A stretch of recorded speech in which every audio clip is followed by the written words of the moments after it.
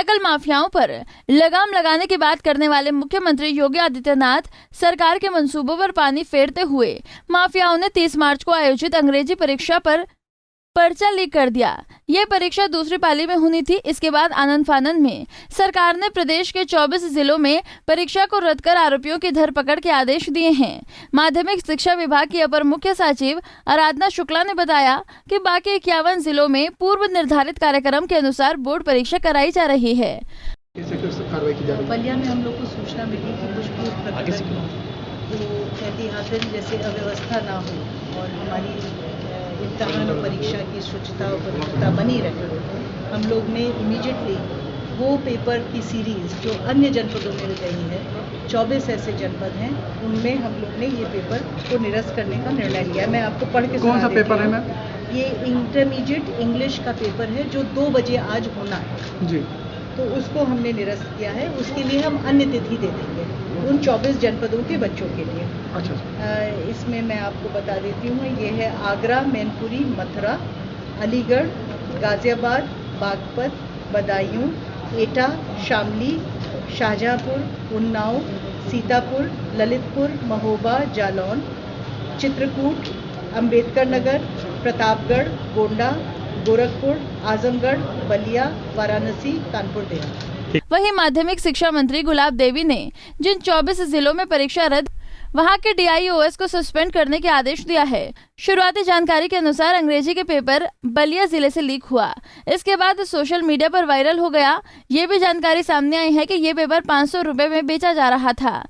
मामले सामने आने के बाद गुलाबी देवी ने सभी जिलों के बेसिक शिक्षा अधिकारियों से रिपोर्ट मांगी है। पेपर लीक हुआ, इस पर क्या कार्रवाई की जा रही है? इसकी जांच की जा रही है और जांच में जो भी फंसेगा सबके खिलाफ कार्रवाई की जाएगी। मैम अभी तक क्या कुछ पता चल पाया है? अब आप पता चलने दें तभी तो।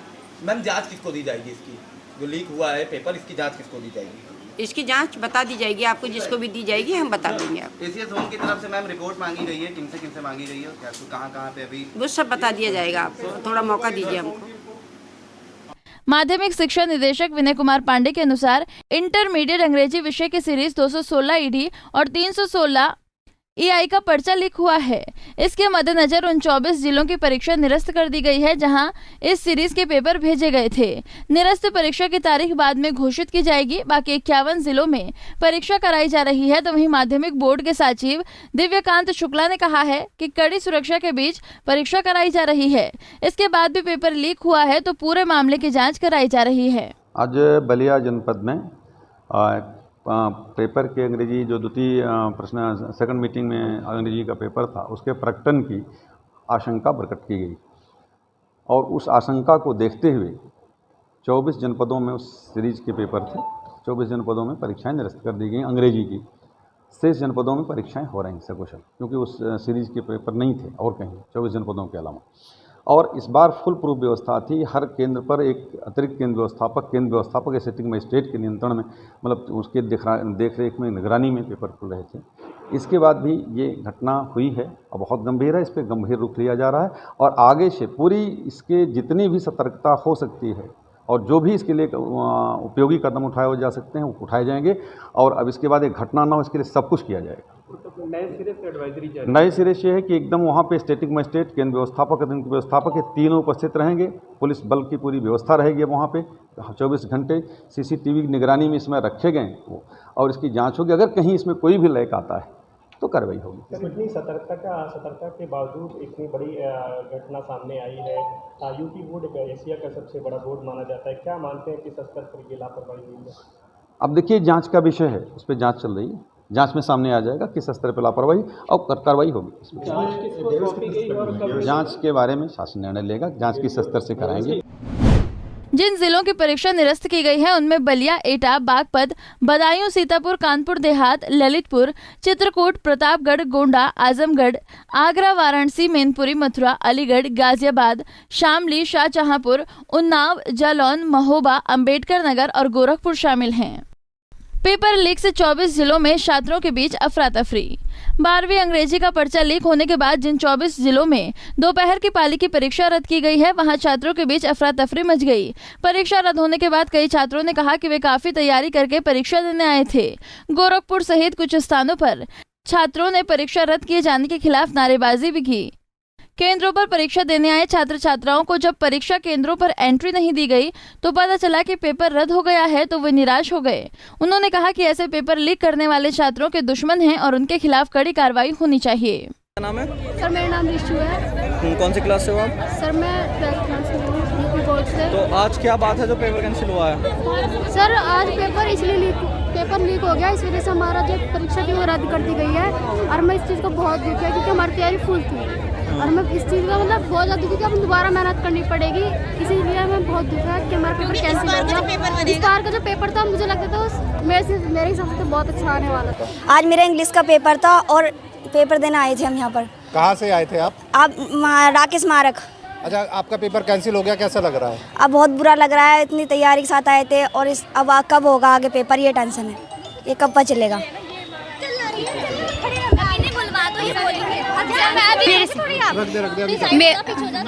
मेरा नाम शिफा है। हमें स्कूल पे आने के बाद ही पता चला है कि हमारा पेपर कैंसिल हो गया। हमें तो ये भी नहीं पता था कि लीक हुआ है और हम बहुत ही तैयारी के साथ आए थे। महसूस हुआ बेटा जब बहुत बुरा और हमारी सारी मेहनत मिट्टी में।